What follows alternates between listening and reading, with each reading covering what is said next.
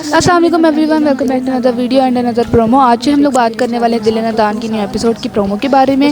آج جو دل نادان لگنے والا ہے اور ہم لوگوں نے دیکھا کہ نایاب بیچاری چاہے جتنی مرضی ایفرٹ لگا لے، چاہے جتنی مرضی کوششیں کر لے، وہ جو ہے اپنے ان لاس کو خوش نہیں کر سکتی کبھی بھی۔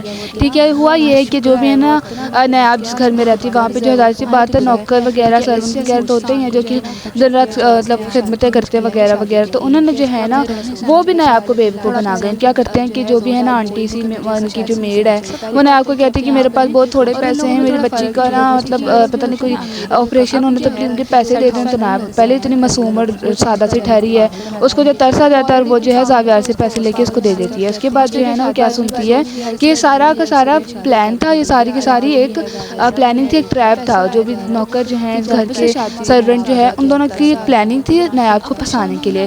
تو جب وہ یہ سب سنتی ہے نا تو وہ آگے سے ریئیکشن نہیں دیتی، بس برداشت کر کے چپ ہو جاتی ہے۔ لیکن دوبارہ سے جو ہے وہ کیا دیکھتی ہے کہ وہ کچن میں جاتی ہے اور وہاں پہ جو ہے نا سرونٹ گھر کے وہ جو ہے چیزیں چرا رہے تھے، سامان چرا رہے ہوتے، کبھی کچھ چرا رہے تھے کبھی کچھ۔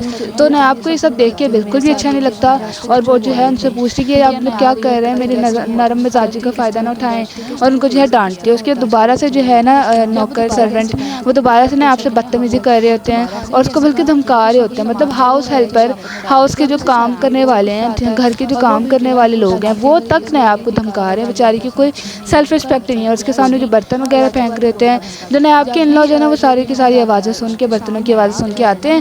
تو جو بھی ہے نا نوکرانی وہ جھوٹ بولنا شروع ہو جاتی ہے کہ یہ مجھے ماری تھی، یہ مجھے ماری تھی۔ تو جو بھی ہے نا نایاب وہ کہتی ہے کہ آپ جھوٹ نہ بولیں۔ تو جو ہے نا نند نایاب کی تو ویسے اس کو موقع چاہیے ہوتا ہے نایاب کے خلاف کچھ بھی بولنے کا، تو کہتی ہے کہ تو ہے چھوٹے گھر کی، دیکھ لیں آپ لوگوں نے چھوٹے گھر کی بہوؤں کو، بہو کی لڑکیوں کو بہو بنانے کا انجام۔ تو وہ جو ہے اپنی نند پہ بھی غصہ کرتی ہے کہ تم مجھ سے عمر میں چھوٹی ہو، دیکھو کیا بول رہی ہو۔ اور جو بھی ہے نا نایاب کو اتنا غصہ چڑھتا ہے، اور ویسے آلریڈی اس کو اتنی چھوٹی باتوں پہ آلریڈی اتنا غصہ چڑھا تو وہ سارا کا سارا غصہ جو ہے جمع ہو جاتا ہے۔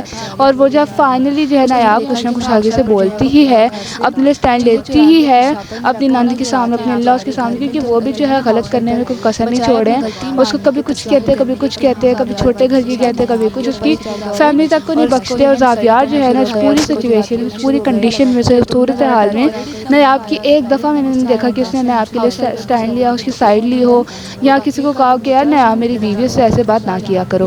تو جو بھی ہے نا نایاب اور اس کی نند کی نا لڑائی ہو رہی ہوتی ہے، نایاب بولتی ہی ہے تو اس کو اتنی زور سے جو اس کی مدر ان لا، اس کی جو ساس ہیں، وہ سب کے سامنے، نوکروں کے سامنے، پوری گھر والوں کے سامنے جو تھپڑ مار دیتی ہیں۔ اور جب جو زاویار صاحب ہیں وہ ان کا کریکٹر اس طرح سے لکھا گیا ہے کہ او بھائی صاحب وہ تو غصے کی بہت تیز، ان کو بس غصہ آ جائے، اینگر ایشوز ہیں ان کو، تو پتہ نہیں کیا ہے۔ تو جب وہ یہ دیکھتے کہ میری بیوی کو میری ماما نے تھپڑ مار دی، تو تب وہ بھیگی بلی کیوں بن جاتا ہے، تب وہ اتنی چھنا کاکا کیوں بن جاتا ہے، تب اس کے منہ سے کیوں کچھ نہیں نکلا، تب جو اس کے منہ سے اف تک نہیں نکلا۔ اور ویسے تو وہ نواب صاحب اتنے غصے والے بنتے ہیں، لیکن ہم دیکھیں گے کہ نایاب جو ہے باقی سے کیا کرتی ہے اور کب ان سب سے جان چھڑاتی ہے۔ میں بتاتی ہوں نایاب کو کیا کرنا چاہیے۔ ان سب کو چھڑا کے، ان سب کو چھوڑ کے جو ہے زاویار سے بھی طلاق لے، اس کے چھوٹے بھائی سے شادی کر لے، کیونکہ وہی ہے جو اس کو بیچارے کو انڈرسٹینڈ کرتا ہے۔ اور مجھے لگتا ہے کہ آگے جا کے اسٹوری بھی ایسے ہونے والی ہے۔ بس دیٹس اٹ، بائے۔